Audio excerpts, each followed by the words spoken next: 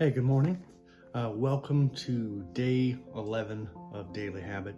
Yesterday I mentioned I would try to look up some statistics on habits, daily habits, things of that nature. I know intuitively we know we break them a lot, but one of the things I found I thought was very interesting, I'm reading it here, is that 40% of your habits are just kind of like built in, meaning you've had them so long that they're just a part of who you are. I thought that was very interesting.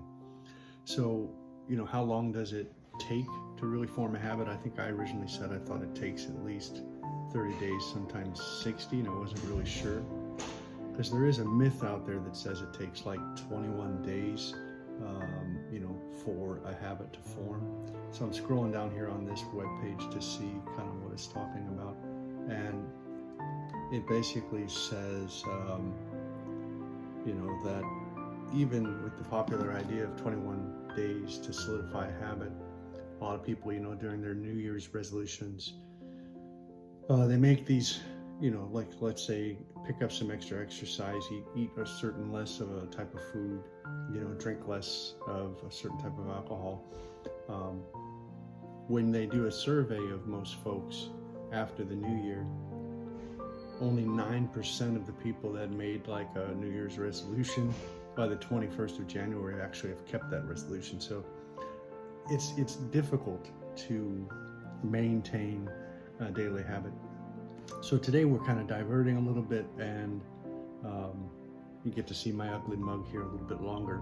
So I just wanted to kind of look up a few things. We could talk about that today rather than read right away our number 4 item, which of course, actually number 5, right? Yeah, I think actually number 4. Again, I get confused sometimes, but continuing on with our book that we've been working on in the last couple days. So let's go a little bit further and see if I'm just kind of scanning this real quick. So there was a Hallmark study, it says, done back in 2009, that habit creations, they develop actually anywhere from 18 days to 254 days. So the average though is 66 days is what it's saying. So I wasn't terribly far off. It said 30 to 60. And again, I think it depends on the type of habit you're trying to form. How invested are you in it, right? Like that concept of intent that we talked about before. Like my daily habit of coffee, I have to say it's because I enjoy coffee, but I do make a point of not having more than a certain amount. So I make a French press of coffee, which I think for many would be way too much. And I probably pretty highly caffeinated, but I love Vietnamese coffee because it's so potent. It's almost like drinking an espresso, but it's cold often, right? You don't drink it hot too much in Vietnam. You can with ice, and then it has like a sweet milk, which is, you think like the baby's milk, but it's the condensed milk mixed with this really strong espresso type coffee. And because it's not made typically with Arabica, but it's made with the one, it escapes me unfortunately, but it's made with the other type of coffee bean, which has a stronger caffeine content. So it gives you a big kick. So I digressed a little bit there. So what I found interesting too, something else I read, was that it only takes 21 days to lose a habit. And I'm not sure that's accurate, but it seems like 21 seems to be the number that people like to use. So really, habits, again, are about kind of that consistent daily repetition. That's the biggest factor, right? Like stepping through it each day, and being okay with having issues where you don't, obviously, but getting back up, keep moving forward, getting back up, keep moving forward. I've run 2 marathons. We can talk a little bit about that maybe on another day, about that whole process of how you go about finishing a marathon, which I was able to finish the 2 I entered. I used to run a lot more than I do now. Now I consistently, with my wife, who, you know, if you ever want a trainer or a coach, she's definitely one of those. She's really, really amazing in that respect. But she's just consistent.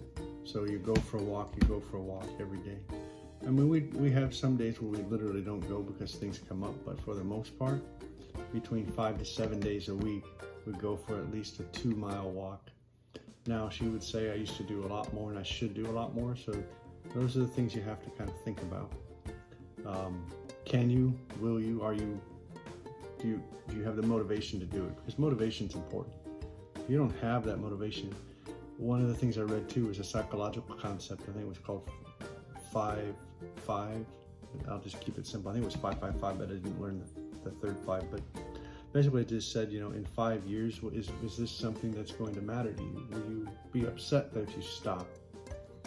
If it's not, but see, my concern with that, a lot of times we could do that with almost anything. But then the opposite side of that could be, you know, that we could really make an excuse to get out of anything, right? So that's kind of a concern. And then the other side of that I was saying is, you don't really know now, then, right? You don't know your future, so you should really just focus in the present.